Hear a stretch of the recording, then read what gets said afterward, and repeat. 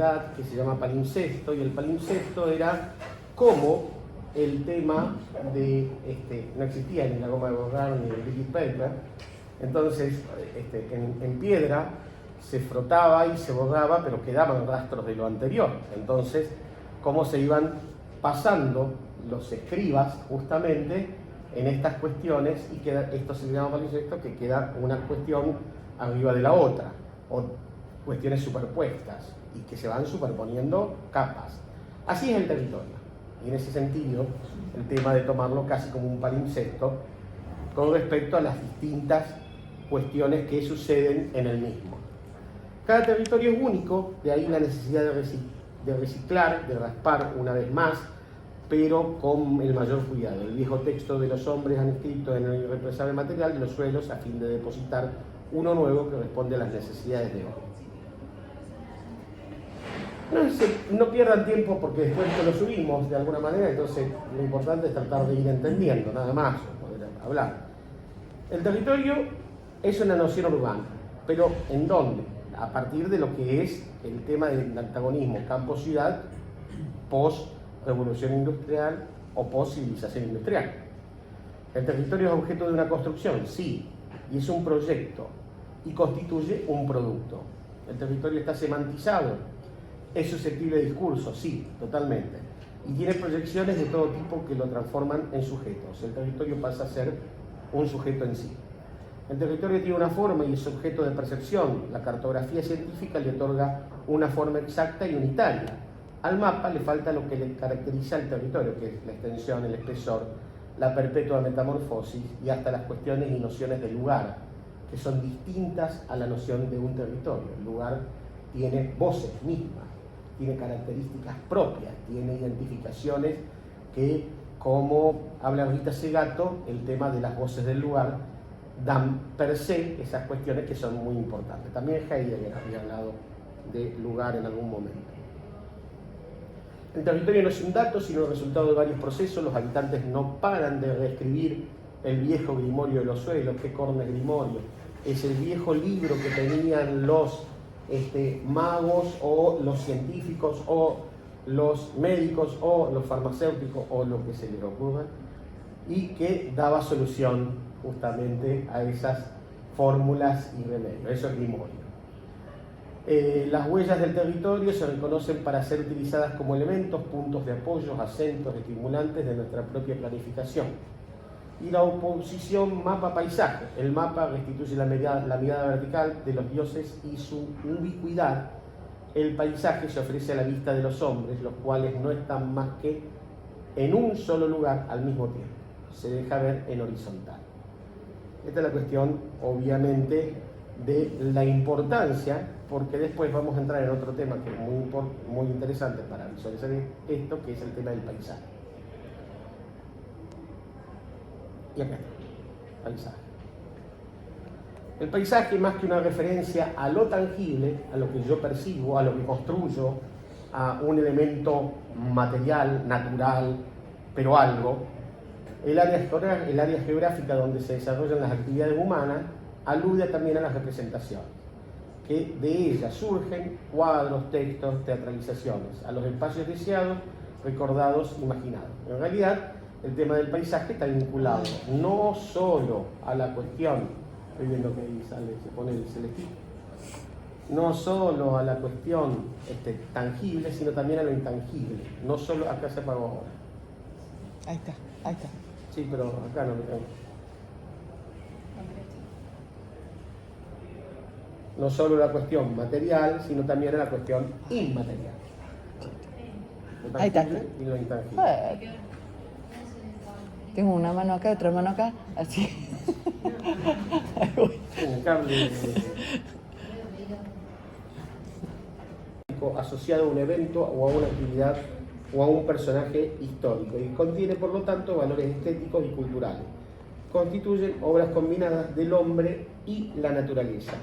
Esto lo define la Convención del Patrimonio Mundial en el año 92, que está vinculado al tema de los paisajes culturales, a lo que después nosotros bastante trabajamos en tema investigativo, que son las rutas culturales, que algo vamos a estar viendo y mostrando.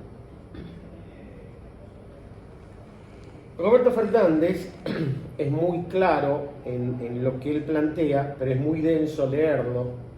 Pero es interesante tratar de ver cómo él plantea acá la dicotomía y la situación de qué equilibrio se ve manifestado en el tema del paisaje en América frente al paisaje europeo. El paisaje en América y la construcción material en las cuales conviven las civilizaciones tienen casi un equilibrio permanente y las deidades son vinculadas a las cuestiones naturales que suceden. En Europa es diferente, es distinta, es otra visión, otra mirada y otras cuestiones en las cuales estamos hablando, obviamente, precolombino y postcolonización, porque cuando viene justamente el hombre europeo, trata de trasladar la ciudad europea al modelo americano, y el modelo americano era otro. Por eso que también todo lo que plantea Roberto Fernández dice que América es un laboratorio, es una continua experimentación. Y un poco es lo que dice acá en este sentido. Lista ni clasificadora de objetos selectos de la materialidad susceptibles de adquirir valor patrimonial devenido de su diferencialidad. Esto está manejado a partir de que el tema del patrimonio ambiental no está captado como lo que es el tema de todo lo que es patrimonializable y se hace un catálogo. Entonces yo tengo el catálogo de obras de valor patrimonial determinado. El patrimonio ambiental conllevan otras cuestiones y tiene otras. Puede ser dinámico, puede ser cambiante, puede ser metamorfoseado, puede ser cambiante por la misma naturaleza, en ese sentido.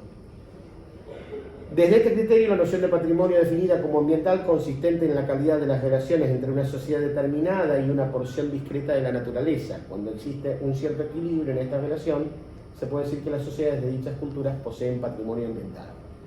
El enfoque ecologista se interesa por comprobar los efectos sociales de la irracionalidad en la relación sociedad-naturaleza. Y dichos efectos se considera que devienen de la apropiación social, diferencial de fragmentos, también de diferenciales de naturaleza, más que integrar y globalizar, le interesa diferenciar y localizar.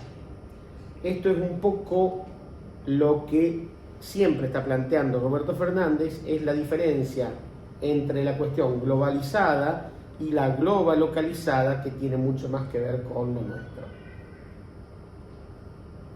Y en ese sentido es que podemos llegar a estar viendo esto, como un barrio adquiere un valor patrimonial tangible y un patrimonio intangible que se da a partir de determinadas festividades o de determinados encuentros, o de determinadas fiestas. Por ejemplo, vamos acá, la fiesta de las colectividades, vamos a la fiesta del Dorado en Puerto Gaboto, o la fiesta de lo que se le puede estar ocurriendo, del vino en Cuyo. Y también cómo podemos llegar a estar identificando un criterio patrimonial muy fuerte, en Cuyo la ruta del vino, acá un barrio, acá las características rosarinas, y en Puerto Gaboto a lo mejor el patrimonio natural que se tiene con respecto a la confluencia de los dos ríos desaguando las aguas en lo que es el Paraná. El bioma chaco-paraguayo, la quebrada de Humahuaca, ejemplos, ¿no? Y ejemplos de la arquitectura misma incorporada en el paisaje. El patrimonio desde una perspectiva americana implica enfrentar una construcción teórica eurocéntrica que entiende el territorio como un depósito de signos, como un laboratorio. Esto es lo que les digo, una continua experimentación. A esto se suma una compleja hibridación y mestizaje. Esto es importante. Lo híbrido y lo mestizo es muy fuerte en nuestra conformación americana. Una modernidad específicamente determinada. ¿Qué quiere decir? Que no es la misma modernidad, es otra, tiene otras características. Si hablamos de modernidad, no estamos hablando de modernidad del movimiento moderno, estamos hablando de modernidad desde la Edad Media en adelante, o sea, desde el Renacimiento en adelante. Ahí empieza la modernidad, para determinadas cuestiones históricas, culturales. Categorías de paisajes culturales, según UNESCO, a partir del 92, esto puede estar continuamente cambiando y hay algunas cosas pero esto sirve en definitiva, para estar viendo esto. Los paisajes claramente definidos, diseñados y creados intencionalmente por el hombre, los jardines y los parques, el Parque de Palermo, el Parque Independencia, el Jardín del Louvre, el jardín de tantas cuestiones monárquicas y de los palacios, o el jardín de todo lo que sirvió en lo que es el paisajismo en Inglaterra. Los paisajes evolutivos o orgánicamente desarrollados, resultantes de condicionantes sociales, económicas, administrativas y o religiosas que se han desarrollado conjuntamente y en respuesta a su medio ambiental natural, un paisaje fósil. Un paisaje fósil podría ser Talampaya, o el émulo en La Rioja. Y relicto vendría a ser esas cuestiones que están vinculadas a determinados grupos o elementos vivientes que quedan a través del tiempo por determinada catástrofe o por determinada cuestión abrasiva del hombre. Entonces podemos llegar a estar viendo relictos en estas cuestiones, en estos elementos, podemos llegar a ver relictos de determinados hongos que crecen y no son de este momento, pero a lo mejor lo fueron en determinada situación, o por ejemplo en lo que es la llanura pampeana, el tema de determinados montes, de determinada especie, eso también es un relicto. Y existen relictos, si se quiere, a lo largo y ancho en todo lo que es nuestro pago de los arroyos, en todas las cuencas que tenemos nosotros, relictos de determinadas especies, sobre todo biológicas, pero también podemos llegar a estar viendo determinadas especies animales o de insectos o de aves. Un paisaje continuo en el tiempo que sigue teniendo un papel social activo en la sociedad contemporánea, y la categoría final es el paisaje cultural asociativo de los aspectos religiosos, artísticos o culturales relacionados con los elementos del medio ambiente. Por ejemplo, esto del paisaje cultural activo asociativo tiene que ver mucho con los éxitos de cuando uno se trata de proponer un paisaje determinado a ser elevado a lo que es los parques, ¿cómo se llaman? Los parques patrimoniales, el tema de cómo podemos hacer efectiva la autosustentabilidad del mismo, cómo podemos llegar a hacer de que la misma sociedad se haga propio, se comprometa, se vincule,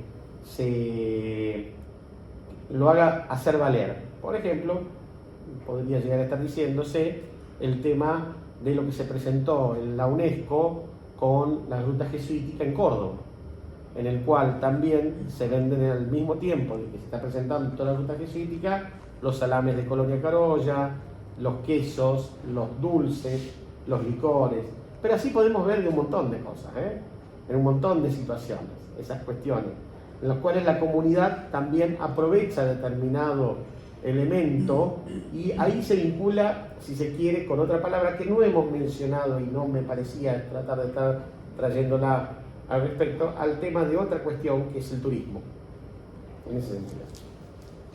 O sea, cómo se autosustenta en términos económicos por un montón de cosas. Lo religioso, por ejemplo, las peregrinaciones y la venta de todo, desde estampita, collarcito. Los parques patrimoniales. El proyecto de un parque patrimonial implica garantizar en un determinado paisaje cultural la preservación de sus recursos patrimoniales y al mismo tiempo ponerlos al servicio de la reactivación económica de la región. Entonces, podemos tener parques industriales mineros, el tema de los parques por ahí vitivinícolas, la infraestructura histórica del transporte y a lo mejor hacer un parque ferroviario total, de alguna manera, o los parques fluviales y corredores y generar de ahí todo un sistema de taxi barco o taxi río en forma permanente, los parques agrarios, los parques arqueológicos. Hay un montón de características y esto después si googlean o buscan van a salir un montón de... Y entre estas dos ejemplos está el Parque Lowell, que es un parque histórico, un parque patrimonial, que está vinculado, está en Massachusetts, que está vinculado justamente, es uno de los más antiguos, en el año 70, y es como realmente se refuncionaliza toda la cuestión industrial de Lowell, en el cual la funcionalidad ya había dejado de estar siendo productiva en ese sentido, pasa a ser un elemento totalmente improductivo, abandonado en determinadas cuestiones, como esta comisión lo toma y hace o le da valor a estas cuestiones, ponerlo en otro funcionamiento. A lo mejor pasar por sus canales, pasear por esas calles intermedias que tiene justamente la fábrica. La fábrica a lo mejor tratar de llevar determinada arqueología industrial, ponerla al servicio, y esa arqueología industrial mostrar cómo era el sistema de producción en el cual se trabajaba en Lowell, esas cuestiones identitarias del mismo.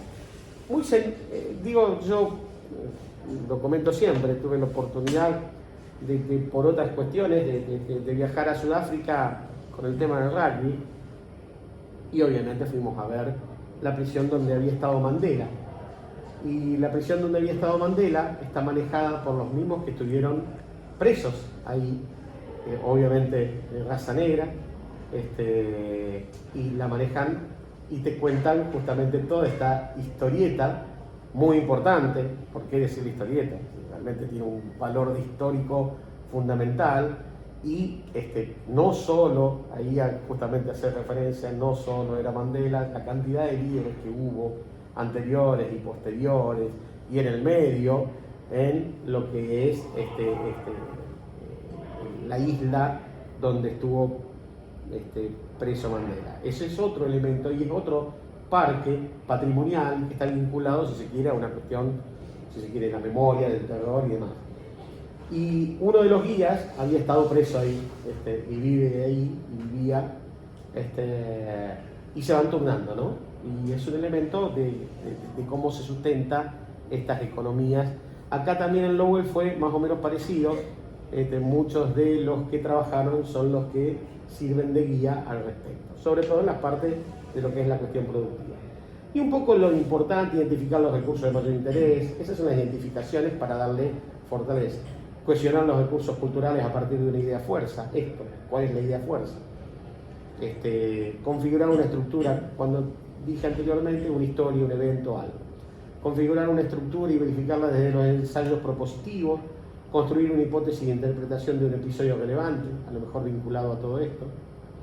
En el caso de lo que vimos, aparecen los líderes y aparece Mandela, esa es la historia relevante, entonces en ese sentido. Y adelantar criterios para la ordenación del territorio a fin de llevar a cabo una gestión coherente de esos recursos. Es bastante interesante el tema de los parques patrimoniales y lo tiene muy bien Sabaté Bell desarrollado en parte de lo que va a ser la bibliografía en sí. Las rutas culturales que antes les habíamos contado, que yo antes les dije, itinerarios, caminos, canales. El concepto de itinerario cultural se fundamenta en la dinámica del movimiento y en la idea de intercambio. El itinerario cultural puede ser considerado como un tipo dinámico de paisaje cultural en relación con el marco natural y la dimensión intangible simbólica.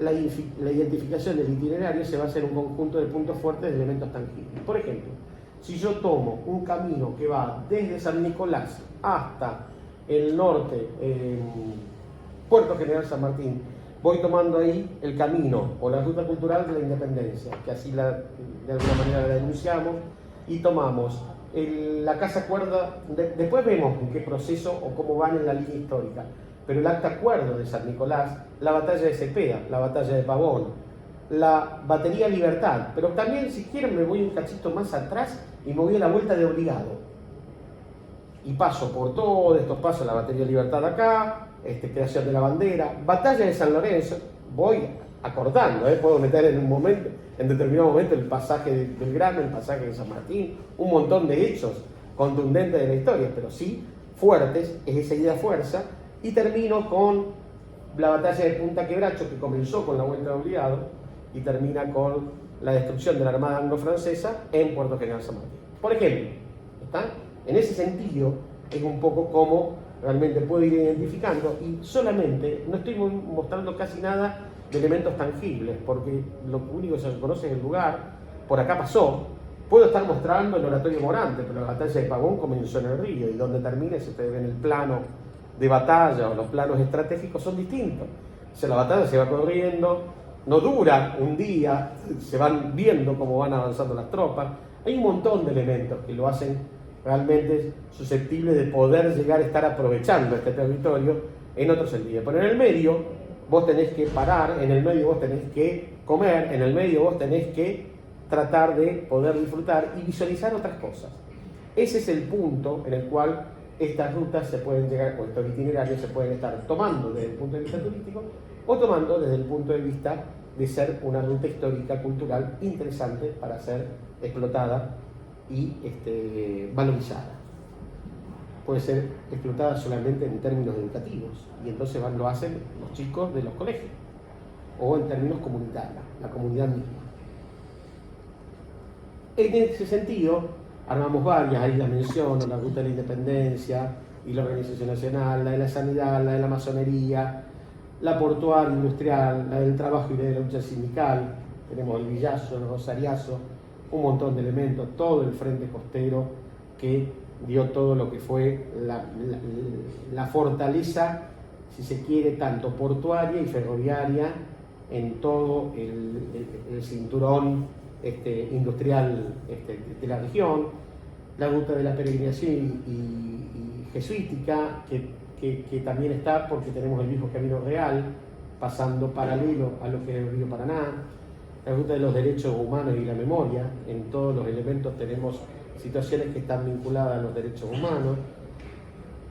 La ruta de los museos y actividad artística, que está más en la zona oeste. La ruta de las industrias y los inventos, también en la zona oeste. Y la ruta de los almacenes de ramos generales y pulperías, que también está en toda la zona sur, y las hemos identificado y los tenemos relevados.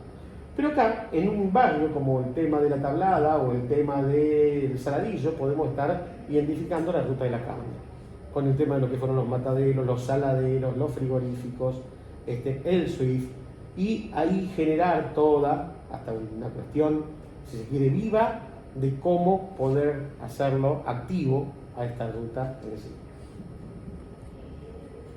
Activo en términos de poder hacer, poder transformarlo en esto que decimos ruta cultural, ¿no? En ese sentido. El éxito creciente de estos proyectos demuestra cómo lugares y acontecimientos pueden resultar extremadamente significativos, como la preservación del patrimonio.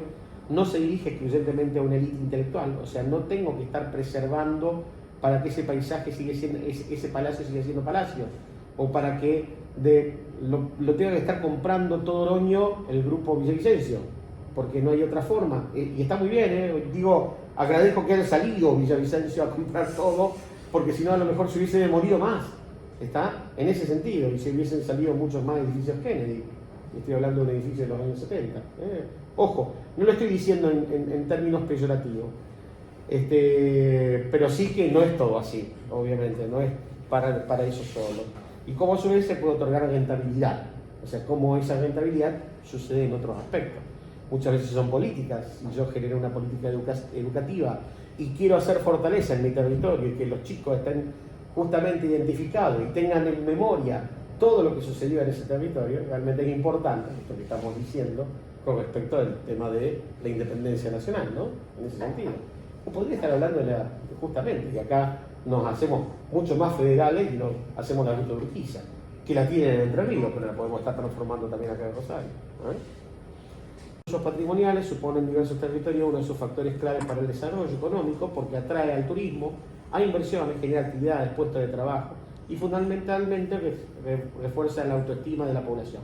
El tema de estar orgullosos de estar viviendo en la tierra que vos naciste. El tema de la apropiación de la tierra donde vos naciste. El tema de que conozco tanto mi tierra y mis lugares que justamente soy orgulloso de esto, es el éxito, y eso lo define muy bien Sabaterel en casi todos los ejemplos que hace con esto de los países de patrimoniales. Hablo muy rápido yo, ¿no? Tremendamente rápido. Sí, pero si no se entienden, a ver, confianza, me dicen, o ahora, La idea es tratar, son un bagaje de un montón de conceptos. Entonces, a lo mejor los tienen ya vistos, no los tienen vistos y demás. Creo que no, la mayoría. Entonces, por eso es tratar de traerlos y después, bueno, ¿qué les dispara? ¿Qué se les dispara? A lo mejor determinadas cosas y buscarlos con los ejemplos. Después viene Dai, que va a dar los ejemplos y es más interesante. Esto es bastante aburrido. Después los ecoproyectos, que son una definición muy clara de definición, no que el ecoproyecto sea la definición de Roberto Fernández, pero Roberto Fernández es por el cual en este trabajo yo me basé para que justamente quedara identificado. El proyecto al ecoproyecto como campo nuevo y ampliado de la noción de proyecto que tiende a caracterizarse como diverso y más multidisciplinar. Esto es importantísimo, lo multidisciplinar, lo transdisciplinar, más socialmente participativo. Esto es importante porque esto es lo que estamos viendo o vamos a ir viendo con el tema de los colectivos, en ese sentido. En lo cual participa la comunidad o las distintas comunidades o distintas asociaciones o por el tema del género o por determinadas circunstancias, otras cuestiones. Y por tanto, despojado de la propiedad intelectual tan precisa que se venía manifestando en el concepto tradicional y moderno. Cuando dice moderno, acá el concepto sí del arquitecto, del establishment, de proyecto y de la arquitectura, ¿no? En ese sentido, el tema del moderno. Desde el inicio del ecoproyecto formula una operación aceptable, sistema entorno, internalizando aquellos aspectos positivos de autorregulación o negativos de entropía propios de los contextos. Aplicar el concepto ecológico, el entendimiento del ambiente, no para que el sistema proyecto reduzca su impacto, o sea, no una cuestión de impacto ambiental, porque yo te puedo variar determinados índices y te hago decir que el impacto ambiental es correcto. Por ejemplo, yo digo, acá voy a hablar claramente, me he dedicado a un montón de cuestiones dentro de lo que es la vida profesional y terminé colocando bases de antenas de telefonía celular. Era mi trabajo, o sea, colocar el hormigón de lo que después van a ver las antenas de telefonía celular a lo largo y ancho de lo que era las rutas. Bueno, yo tomaba Rosario-Buenos Aires, después hicimos Rosario-Mendoza. Fue un trabajo bastante extenso, muy interesante, sobre todo en los 90, entre los 90 y el 2000. Después se terminó, quedamos en Pampa y la Vigía, pero esa es otra cuestión. Pero realmente fue un trabajo bastante interesante. Los impactos ambientales que se presentaban eran todos excelentes, eran todos fabulosos. Y todos, ninguno tenía emisiones, ninguno tenía cosas. Y eran todos ingenieros ambientalistas los que daban y generaban ese informe. Ahí te das cuenta de que obviamente vos eso lo modificás, es como el contador decir, bueno, ¿cuánto querés que te dé? Directamente, ¿no? Como el balance, ¿no? El tema y de ahí un montón de cuestiones que están vinculadas a estas cosas. Entonces, en este sentido, es el tomar conciencia, más que el tema de lo que es un impacto ambiental. Hay otros índices que lo puedes hacer serio y decir, bueno, pero ahí ya tenés que ser un militante ecologista y decir, bueno, no, este impacto me está generando todo esto. O sea, no tenemos que ser conocedores del ambiente, de la locura que está sucediendo acá en los humedales y nuestro, y tenemos que defender y tenemos que tomar conciencia de esto y dejar de romper las pelotas y no que venga un ministro, sea el que sea. Fíjense lo que digo, yo he sido mucho más de lo que era este gobierno que de otros. Sin embargo, no puedo tolerar que un ministro diga no tengo poder de policía, o no puedo hacer un corno, no puedo hacer nada. ¿Está? Eso es increíble. Y se te agotan, y obviamente se te agotan todos los recursos para poder estar siendo defendible estas cuestiones. Entonces, bueno, internalizar los datos del ambiente, su dinámica, el proceso mismo de ideación del trabajo proyectual. Factores tales como la organización territorial o el desarrollo, el redesarrollo de áreas urbanas en desuso, deben entenderse también como manifestaciones ecoproyectuales urbanas, es decir, metodologías de revisión del proyecto tradicional.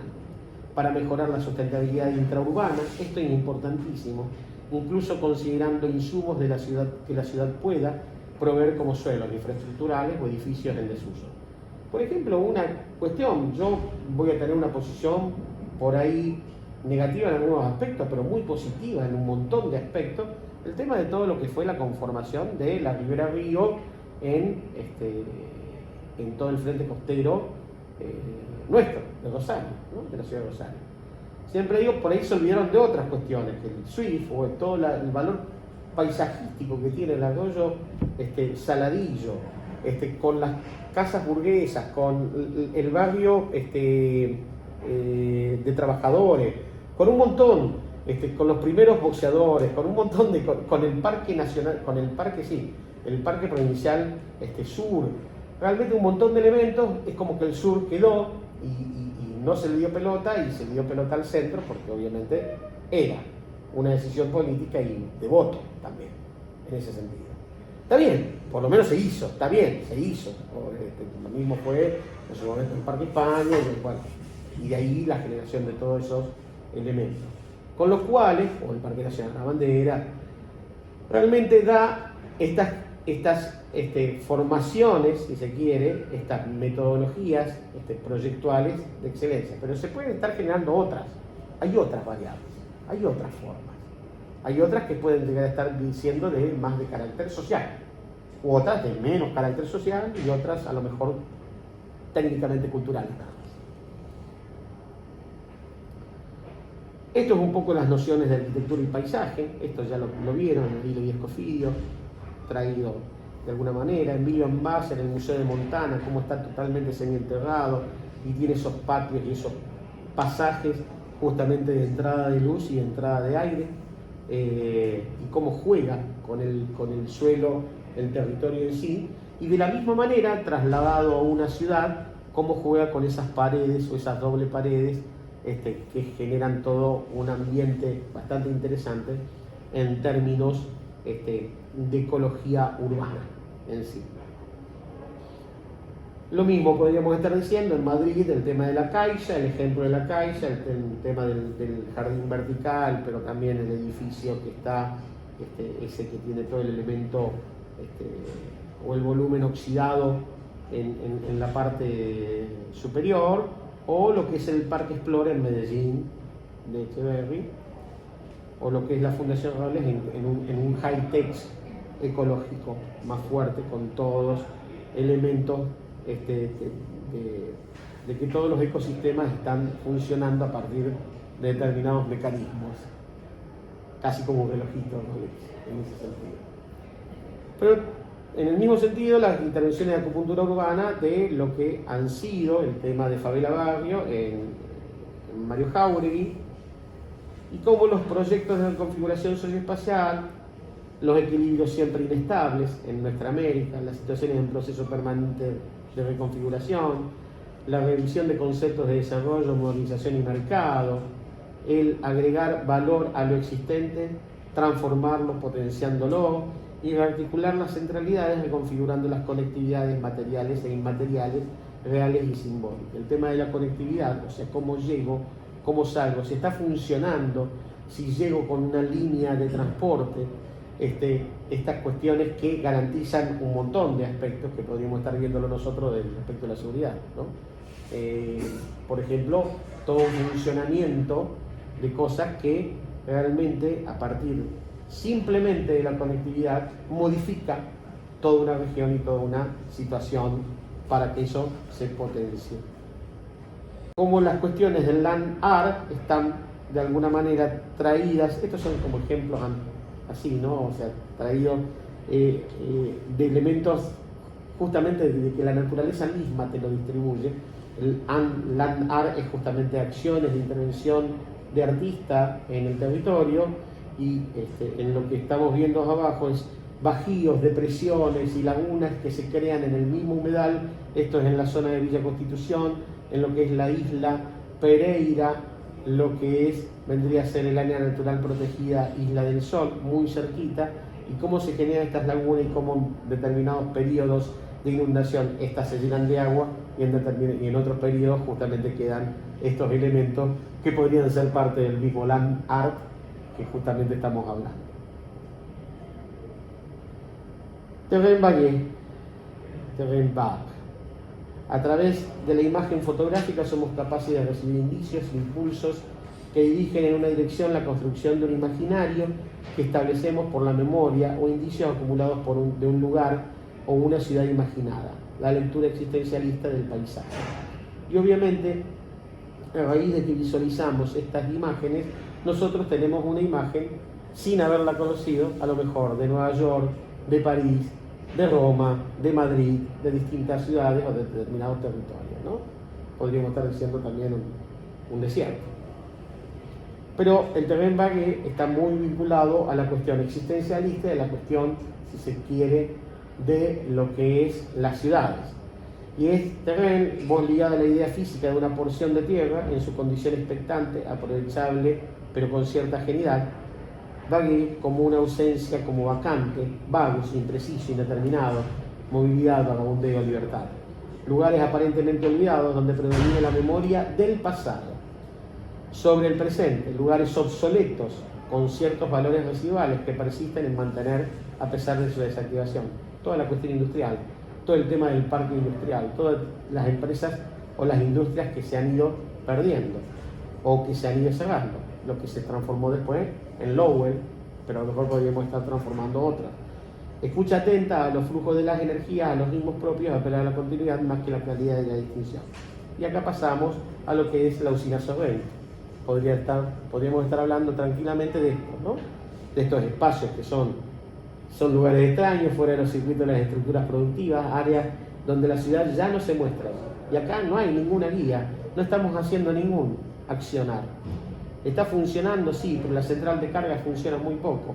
Y todos estos edificios de una construcción inglesa, natural, muy interesante, con toda esa urbanidad que existe en su interior, con las edificaciones, las construcciones, las características arquitectónicas, todo el identitario de lo que es el patrimonio industrial y la arqueología industrial, justamente podría llegar a estar siendo aprovechado. Para lo que sea, puede llegar a ser transformarlo en residencia, museo, educativo, escuela, lo que sea, pero decidir tomarlo, no desaprovecharlo. Y otra vez apareció el señor. Paso esto, Sumi de la Villette, esto es lo importante, en el espacio flexible, reconoce el espacio público es transitorio, son las formas híbridas que están diferenciadas de lo que es el parque del pasado, que son otro tipo de formas, que buscaban la belleza, la armonía determinada. Esto es casi como un juego permanente, diletante, la hibridez es muy de la contemporaneidad, por eso es importante traerlo, y la flexibilidad también es parte de la... No estoy haciendo nada. Y me rompe la pelota. Se dedican exclusivamente a proyectar paisajes. El James Corner son los que hicieron el High Line. Así que muy interesante todos los proyectos que realizan. Y esto está realizado en lo que es un viejo basural. Fíjense cómo queda, ¿no? Abajo yo traje a colación solamente un elemento que podríamos estar haciendo lo mismo que dijimos anteriormente con lo otro, con los terrenos vagués, en este sentido, ¿no? Un plan maestro para un parque de tantas hectáreas, construido sobre el que fue un vertedero, que es el basural, más grande del mundo. Una de las dificultades del proyecto es la remodelación de las arterias viales que conectan el vertedero con la ciudad, aunque la mayor preocupación es la seguridad medioambiental, ya que los desechos depositados en Fresh Kills desde 1948 hasta marzo del 2001, aun cuando han sido sellados, continúan emanando gases tóxicos. Entonces, de alguna manera también habría que actuar en esta visión, ¿no?, transdisciplinar o haciendo trabajar a otras disciplinas para que justamente estos gases tóxicos justamente no sean contraproducentes para nada vinculado a la vida en sí. Highline no voy a decir nada, solamente que es una de las, para mí, de las operaciones más llamativas y me encantan. Una de las operaciones creo que es de las menos especulativas de Nueva York, pero de una fabulosa identidad que adquiere en los lugares más perimidos, porque era todo el distrito cárnico, como lo que era la tablada anteriormente que mencionamos, el distrito vinculado a frigorífico y demás, pero que se extiende a lo largo de todos estos edificios y adquirió, si se quiere, una fortaleza asombrosa poniéndolo en valor y poniéndolo, si se quiere, en un lugar primordial en el cual se genera la misma especulación que habiendo puesto determinadas u otras obras que podrían haber modificado ese patrimonio que estaba vinculado al transporte porque era una línea aérea que pasaba, línea aérea de ferrocarril, ¿no? Que pasaba por ahí. El Parc-Rolly es parecido a esto, pero es más a lo parisino, más a lo europeo. No sé si vos lo conocés. No lo conozco. Están los cartelitos de las especies, están los cartelitos realmente como un verdadero parque agrícola interesante.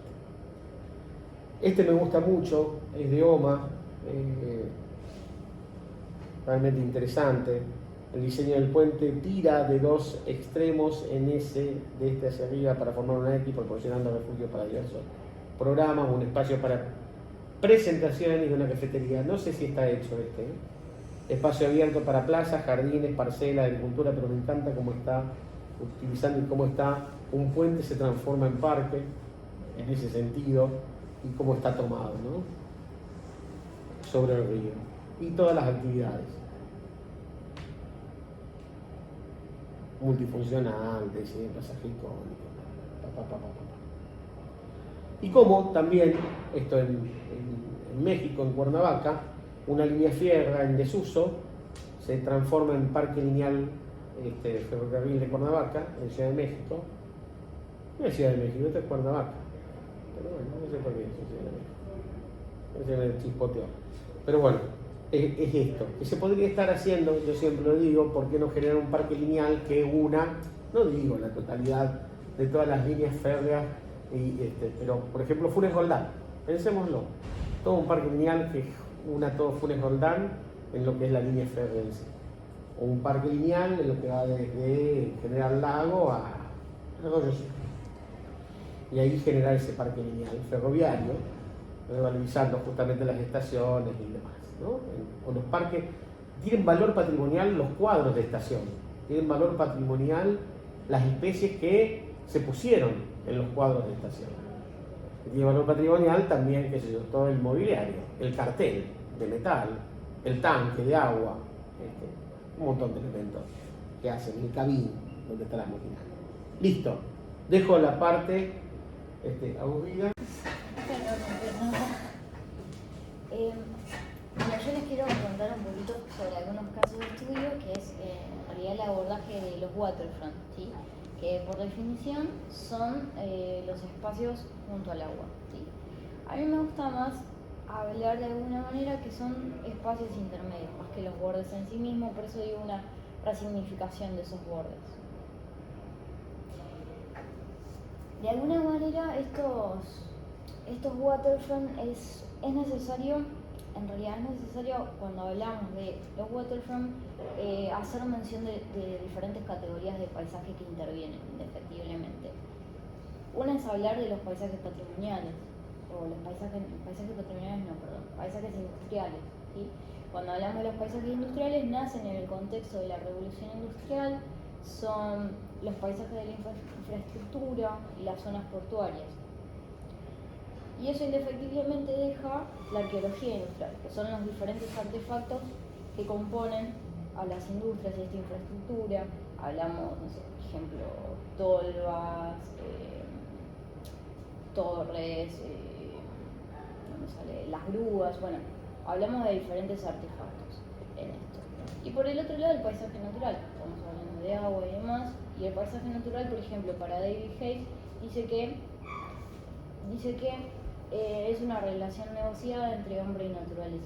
Entonces, de alguna manera, intervienen diferentes categorías, y hay tantas categorías como paisajes, o sea, es muchísimo y es casi infinito.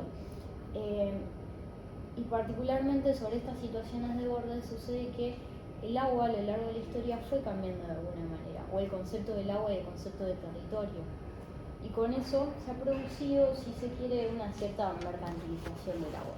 Esto quiere decir, por ejemplo, casos como Puerto Madero, como Puente Rosario Victoria, con esa vinculación al Mercosur. Hay diferentes abordajes de eso. Y Incluso a veces se puede pensar de si repensar ese agua históricamente, por ahí hoy podríamos hablar de otra cosa, ¿no? El río sería otro, si se quiere. Entonces, retomando esos waterfront, digo, con esto de que el agua siempre estuvo y el territorio siempre estuvo, hay diferentes maneras de abordar. Y una que denota es, por ejemplo, con estas colecciones, a través de las artes plásticas o el arte portuario. El agua siempre estuvo. Y acá les quiero mostrar los casos, que es por ahí lo que les va a hacer más interesante. Por ejemplo, este me interesa un montón y vamos a generar una cierta triangulación. El primero es la Domino Sugar Factory en Williamsburg, en Brooklyn. Este proyecto lo que hace es de James Corner, que tiene el antecedente del High Line, y hace un abordaje desde el espacio público. Entonces, tiene la estructura de la fachada ladrillera que hace una suerte de escenario. Tenemos por el otro lado ese frente marítimo que lo que hace es generar un parque lineal y va generando diferentes estancias y permanencias. Busca todo el tiempo esa permanencia y ese diálogo de los diferentes usuarios. Genera espacios para sentarse, espacios recreativos, transicionales. Por el otro lado recurre a la vegetación, al verde, absolutamente necesario, entonces comienza a generar todas estas plazoletas. Y por el otro lado toma los artefactos de la arqueología industrial.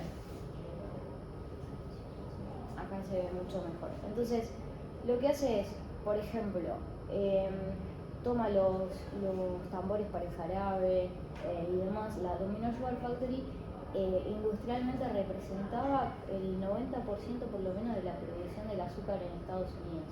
O sea, esa es la importancia que tiene en este caso este patrimonio. Pero lo que hace es tomar todos esos artefactos y, por ejemplo, genera juegos para los niños o genera espacios para gastronomía o asientos o semicubiertos y va generando diferentes diálogos con todos esos artefactos, y a su vez lo que hace es fortalecer la colección de esa calle que está ahí y lo que hace es extenderla. Y sobre el programa que estaba, sobre esas fachadas, lo que hace es proponer un nuevo programa de unas casi 700 unidades entre viviendas y oficinas. Entonces, de alguna manera lo que genera es vincular el hombre, patrimonio y paisaje. Está buscando todo el tiempo ser ese articulador. Este es otro ejemplo. Si bajamos, vamos a Ecuador, a Guayaquil, y es el malecón. El malecón tiene una estrategia más de tabula rasa, ¿sí? Busca hacer espacio público también, pero tiene que ver, se desarrolla en un contexto de reestructuración territorial. En ese momento, para Ecuador, específicamente para Guayaquil, lo que hacen es mover la arquitectura palafítica, mueven esta zona portuaria y comienza a aparecer una cierta segregación, que este es uno de los grandes problemas de los waterfront. Los procesos de segregación, de gentrificación, el problema del vaciamiento. La estrategia que usa es sectorizarlo en tres zonas. La central es la del paisaje, es la del patrimonio gubernamental y las plazas cívicas. Por el otro lado hace una zona comercial que en realidad está al norte por la cercanía a la bahía, y por el otro lado cultural. Toma algunos referentes, por ejemplo, en la vegetación pone vegetación autóctona y otros que no tanto. Y en cuanto a la arqueología, lo que hace es conservar, por ejemplo, el hemiciclo de la rotonda, algunos ornamentos, la torre del reloj. De alguna manera va generando un recorrido a través de esas plazoletas, como si se quiere, para tener la foto característica. Entonces busca generar esos guiños, y de hecho la misma Fundación Malecón sale a decir que este es un ejercicio válido porque hay que ver lo que está haciendo Europa, ¿no? Que el caso de Barcelona, que es, bueno, vamos a hacer espacio público en un lugar en el que todos se puedan reconocer de alguna manera. Entonces, de alguna manera busca generar una alianza, si se quiere, entre políticas públicas, privadas y la participación ciudadana. Todo el tiempo busca ese diálogo.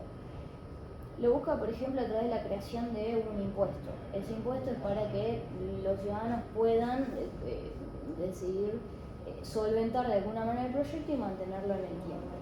Pero esa participación por ahí es mucho más limitada. Solo se basa en decir, bueno, vamos a hacer todo eso y vamos a generar este espacio público que vamos a dar a la gente.